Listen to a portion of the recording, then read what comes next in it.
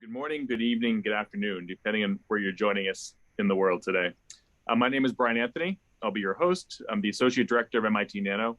I'm joined today by Dr. Debkalpa Goswami. Deb earned his PhD from Purdue. He's now here at MIT working with Professor Ellen Roche. And he'll be sharing his work on an implantable soft robotic platform for enhanced drug delivery. Deb, thank you for joining us today and take it away. Thanks so much, Brian, for the introduction. Good morning, everyone. I'm a postdoc here at MIT in the lab of Professor Ellen Roche, which is the Therapeutic Technology Design and Development Group here within the Institute for Medical Engineering and Science. So today I'm going to share my research on an implantable soft robotic platform for enhanced drug delivery. Before I get started, few acknowledgements. So this work is done jointly with Dr. William White and Dr. Sophie Wang, who are also in our group led by Professor Ellen Roche. And this is a collaborative project with the groups of Dr. Emer Dolan and Professor Gary Duffy, who are at the National University of Ireland in Galway. And part of this research is funded by the Juvenile Diabetes Research Foundation, which is JDRF. And as you may have guessed from the funding source, I'm going to talk to you about type 1 diabetes. So type 1 diabetes, also known as juvenile diabetes, is a chronic condition in which the pancreas produces little or no insulin.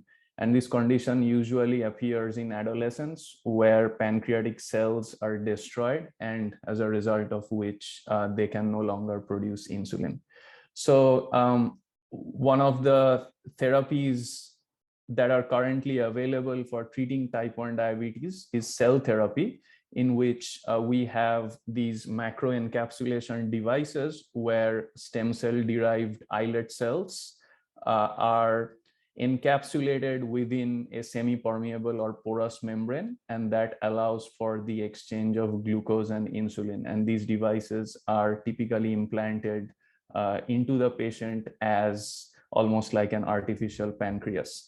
So as I mentioned, these macroencapsulation devices have this semi-permeable cell containment barrier, and this allows them to exchange with the body insulin, glucagon, somatostatin, and also oxygen, nutrients, and glucose. But one of the things that these devices should be able to do is keep out immune cells, because as any foreign object implanted into the body builds up a foreign body response, so immune cells need to be prevented from coming close to this device. So that is one of the challenges for macroencapsulation device design. So as a foreign object, in this case, this device is implanted within the body, a phenomenon known as fibrosis occurs, as a result of which this dense fibrous capsule gradually starts building as more and more vascularization occurs. So obviously vascularization is something that's desirable, but for the purposes of macroencapsulation devices, fibrosis or foreign body response is something that is not. So in certain conditions, for example, let's say soldiers who get a bullet in their body, this foreign body response is what prevents them from getting lead poisoning. But in the context of macroencapsulation devices, foreign body response leads to fibrosis, which leads to buildup of the dense fibrous capsule that clogs the pores of the semi-permeable membrane and does not allow it to exchange glucose and insulin with the body. So we are looking at several device design challenges, but the ones that I'm going to be focusing on in this talk are macroencapsulation devices capable of protecting from acute host response, and immune evasion and fibrosis mitigation, and eventually the ability of these devices to deliver insulin to the body. So there are several strategies currently known for minimizing fibrosis, and a lot of this pioneering work has been done here at MIT in the groups of Bob Langer and Dan Anderson. So these include geometry, manipulations such as shape, size, and thickness, topography and surface property manipulation, making various porous implants, immunocloaking with extracellular matrices, and so on. What we are looking at and what I'm currently going to focus on is soft robotic actuation as a strategy for minimizing fibrosis. This has the potential advantage that this is a dynamic strategy, as a result of which it can adapt to the host foreign body response with time. Now, previous work from our group has shown that soft robotic actuation applied intermittently in an implantable device has the capability to reduce the fibrous capsule thickness that develops over an implanted device. So here you can see a device that's implanted, and this purple patch over here shows the fibrous capsule that builds on the device. So compared to a group of rats which did not receive any soft robotic actuation, a group that received intermittent soft robotic actuation was reported to have significantly lower fibrous capsule thickness. So following on from that work, we set about designing a macroencapsulation device, which consists of 3 layers. So we have over here an actuation layer, which is connected to an actuation line, a porous layer, which is connected to a therapy line through which we can inject drug into this device. And all of this is put into an outer layer, which the top part of this is not semi-permeable or porous. So we bring all of this together, we assemble this. This is a device made of thermoplastic urethane, or TPU.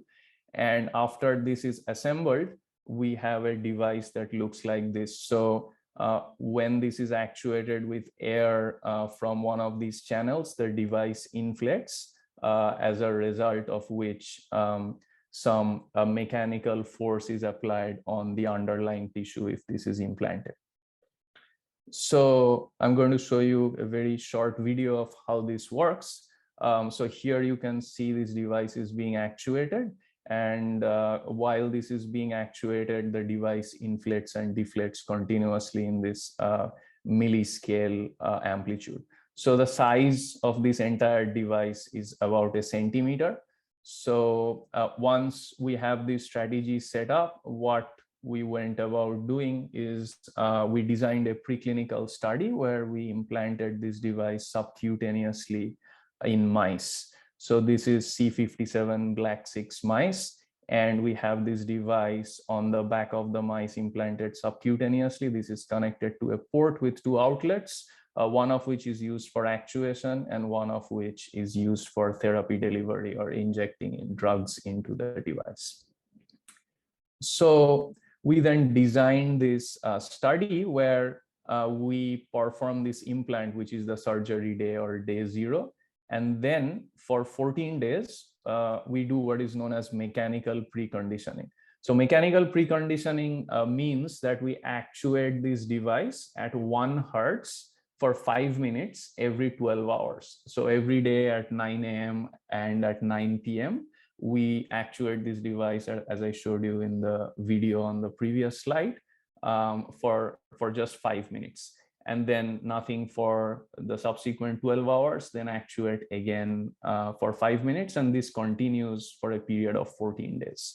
After which we measure the performance of the device with insulin.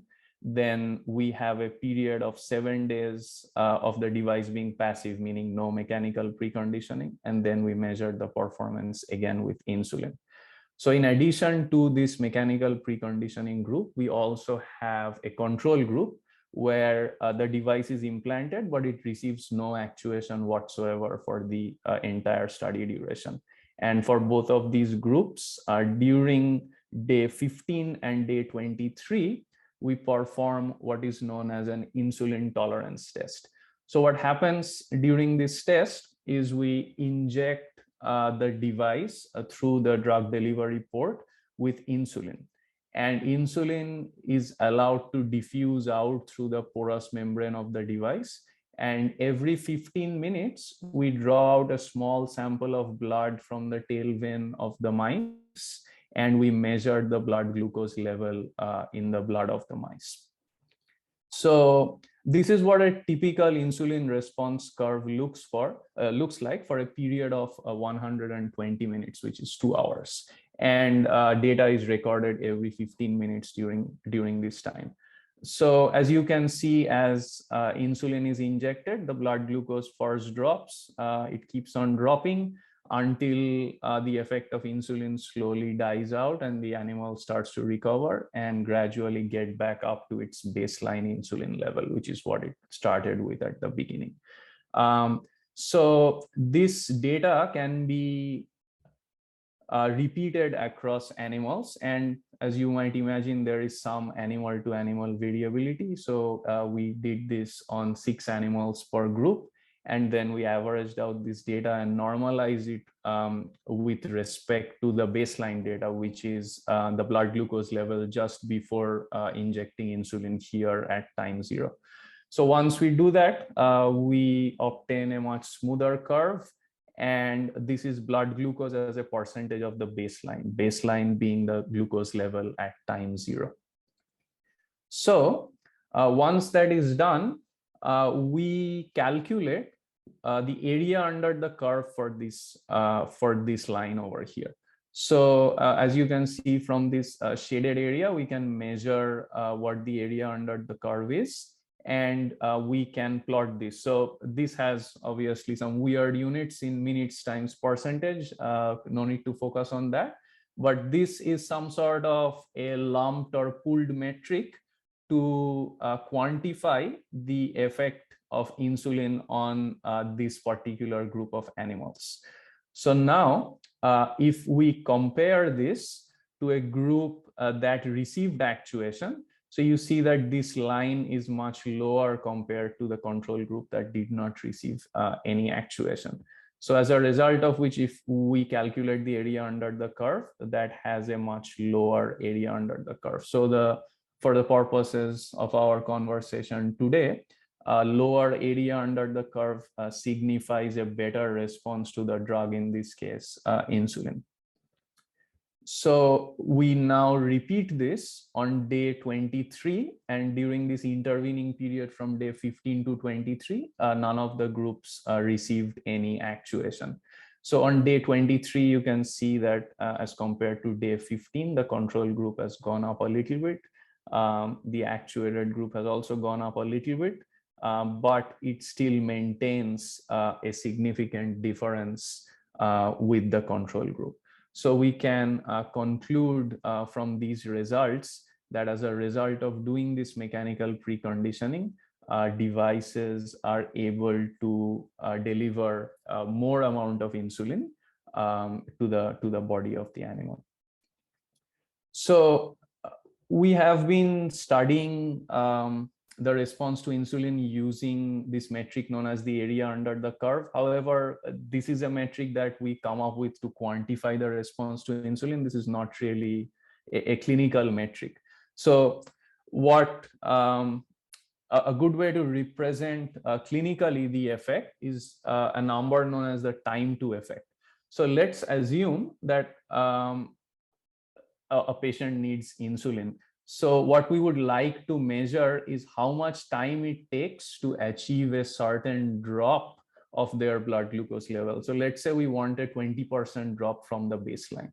So what we do is, so 20% drop means 80% over here. So we drop a line horizontally, and wherever it intersects this insulin response curve, we measure or calculate what time that is. So for example, this here is about 24 minutes.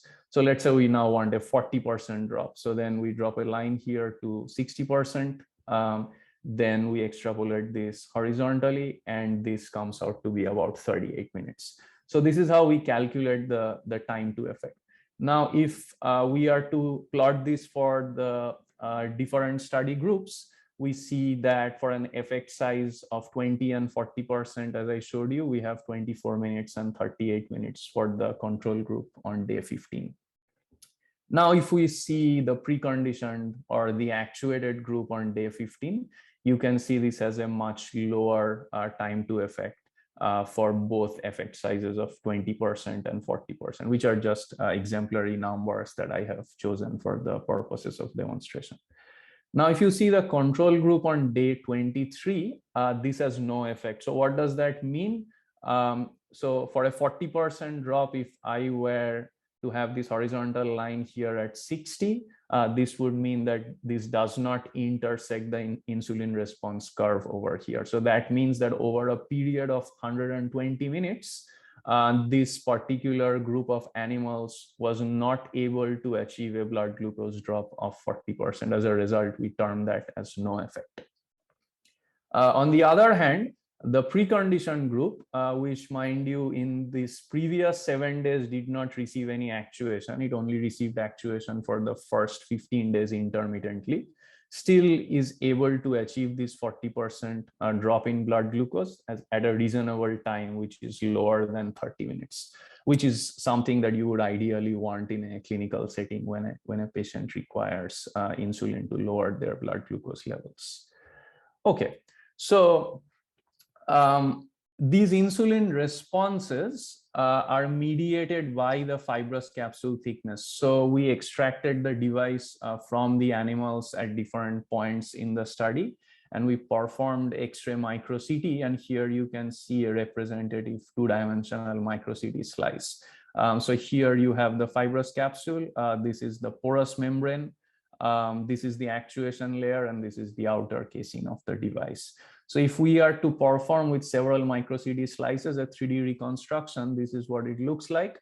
And then we have this fibrous capsule of which we can measure from the CT data its thickness. So we did this for all our animals, and this is some representative data of what happens on day 15 and day 23, which are our study time points for both the control as well as the preconditioned or actuated group. So red here means a thicker fibrous capsule. Green means a thinner fibrous capsule. So for the purposes of this discussion, you can imagine that red means bad. So as you can see over here, on day 15, there is a thicker capsule on the control group. This becomes significantly thicker in the control group on day 23. Whereas in the actuated group, this is significantly lower both on day 15, and that is reasonably maintained also on day 23 after actuation is stopped for 7 days. So to look at this quantitatively, we have significant differences between the capsule thickness on both of these time points, days 15 and 23. So now, if I am to take one of these insulin response curves and look at the minima for this curve and see the maximum blood glucose drop. So let's say for this particular animal, this is 51%. So this number here is 49. So that represents a 51% drop in blood glucose.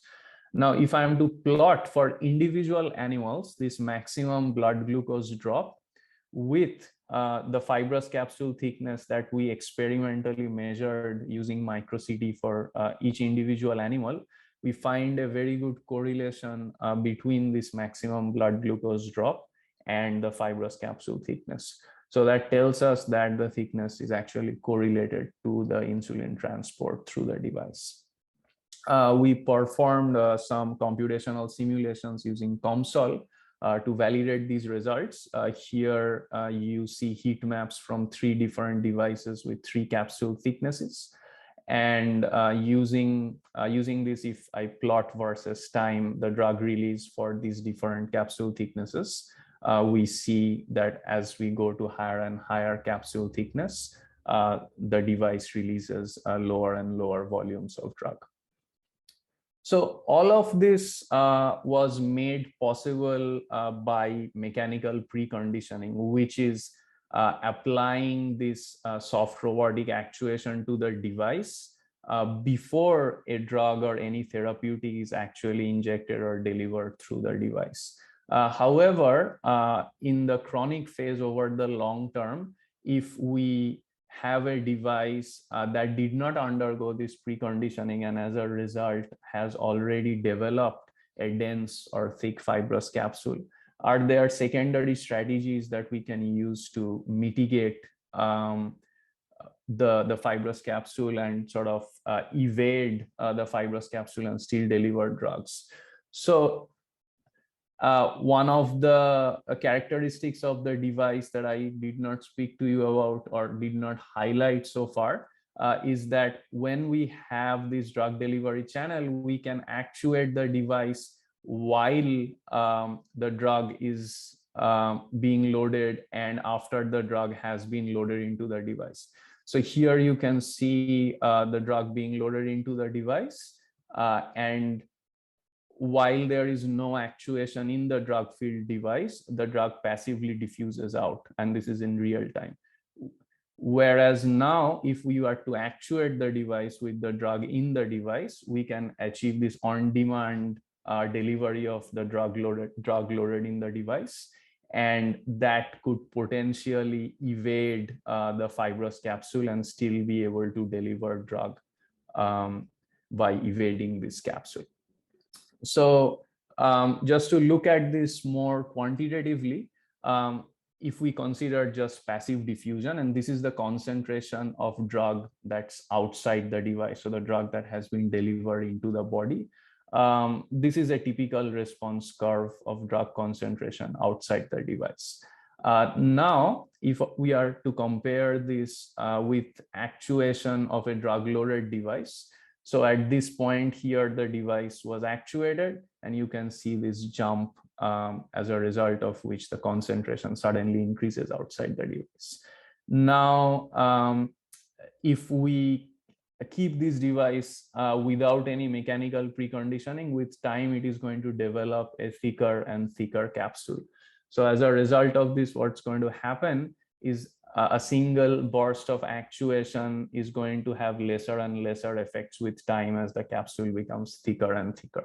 But we can still evade the capsule by actuating this multiple times to deliver drug from the loaded device. So you can see over here the performance lessening, but then a gradual improvement again with multiple cycles of actuation. So in summary, I described to you an implantable soft robotic platform which can overcome the diffusional barrier of the fibrous capsule. And we demonstrated enhanced transport of molecular therapy using two synergistic soft robotic strategies, namely mechanical preconditioning and on-demand burst actuation. So as a result of these two strategies, we are able to enhance drug delivery through a device that potentially has been affected by foreign body response and has delivered a fibrous capsule. So with that, I come to the end of my talk. Thanks very much for listening, and I'll be happy to answer any questions. Thank you. Deb, I send you the virtual and the physical applause. Thank you for your presentation. So participants, please, you can enter your questions in the Q&A on an implantable soft robotic platform for enhanced drug delivery. I'll try to marshal those questions a little bit. Deb, let me kick it off first. I know you're not there yet. You're sort of demonstrating first principles and so that there's an effect. But I was wondering if you can comment about two things. One, the manufacturability of an implantable soft robotic device, and then also the long-term sort of use model as this thing is moving inside the body, or sort of the idea that an actuatable thing wears over time. But if you have any comments on that. Yeah, so to answer your first question regarding manufacturability, so obviously this has to be made with a device that's biocompatible. So currently we are using thermoplastic polyurethane, and so before we implant this into any animal model, we have to sterilize this, and currently we are doing this with an ETO sterilization, which is ethylene oxide. So the devices that I showed in this talk are made by thermoforming. So this is a very scalable technique where we can have several molds in parallel and potentially make hundreds of these in parallel by a two-step thermoforming process. So to answer your second question regarding sort of more long-term outlook for these devices. That's something we are still actively investigating. So data that I have shown so far has been, I would say, more in the chronic phase, more in the acute phase, which is about a couple of weeks after this has been implanted. But I completely agree with you that this device has potential of wearing out as like we keep on actuating this over several weeks or months. And this is something we are trying to investigate now with longer term animal studies. Thank you. See, there's a question here. I'm trying to manage the, I'm on my iPad today. A question, have you explored future directions using electromechanical piezoelectric actuation? That's a very good point, and we'd love to be able to do that. As you can imagine, this is still a very sort of proof of concept technology. And I completely agree. Once we are able to find materials that are biocompatible and piezoelectric, we would really love to actuate this from sort of in a wireless method, if I may say, which would potentially enhance the longevity of the device, because as I mentioned, every time we have to do this actuation, we have to put in this port, we have to pump in some air and do this repeatedly, and makes it prone to mechanical failure. So yeah, absolutely great idea. Another question. So individuals asking how this might be, how to apply this actuation technique in a clinical application. So maybe like how would this look? You know, you've done it in how would it look in people?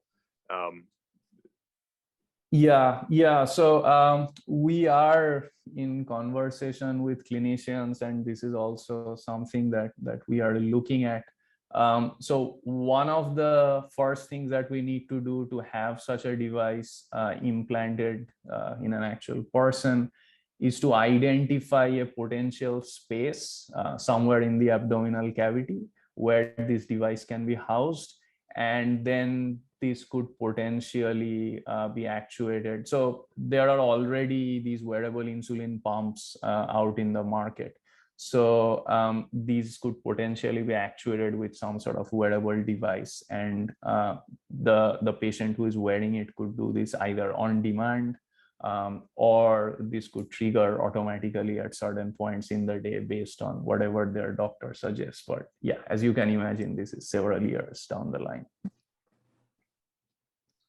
Another question that was related to that. So you used time to effect as a clinical measure. Are there other clinical measures that would be important to consider? That's a very good point. So yes, so this is just one metric. So another thing that I sort of brushed on is this concept of a maximum blood glucose drop.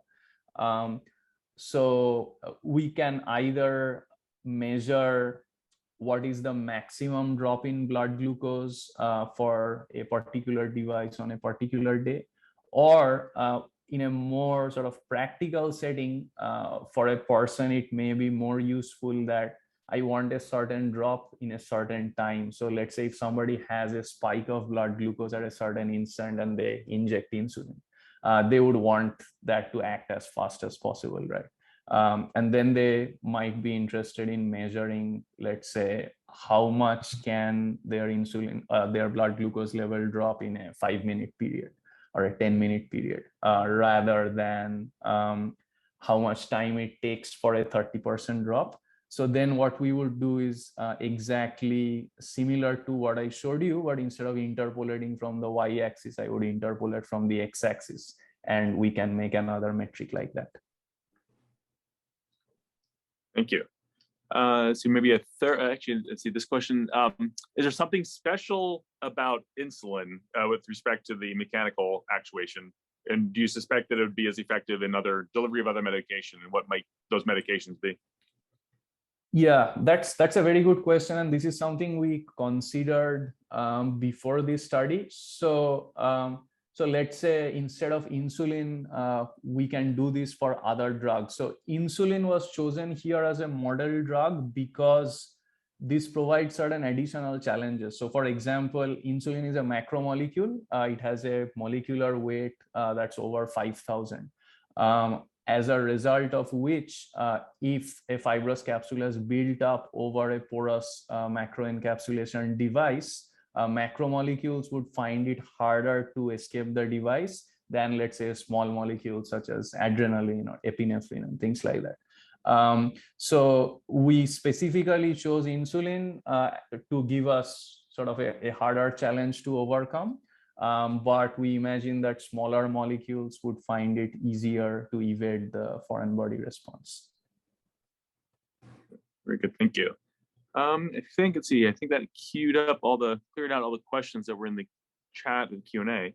I think I asked mine. So I think with that, Deb, unless there's any other additional questions that participants would like to sneak in there. Going once, going twice. Okay, so Deb, thank you very much for the wonderful work and taking the time to join us today and offer this presentation to the community. And participants, thanks so much, Brian. Thank you. Sorry. And participants, thank you for joining us. Want to let you know as well that on Tuesday, April 19th, we'll have Rachel Morgan from Lincoln Labs. She'll be our next speaker. She'll be speaking on germanium on silicon integrated photonics for the mid-wave infrared wavelength range. So please come back and join us then. Again, Deb, thank you, and stay safe, everybody, and see you soon.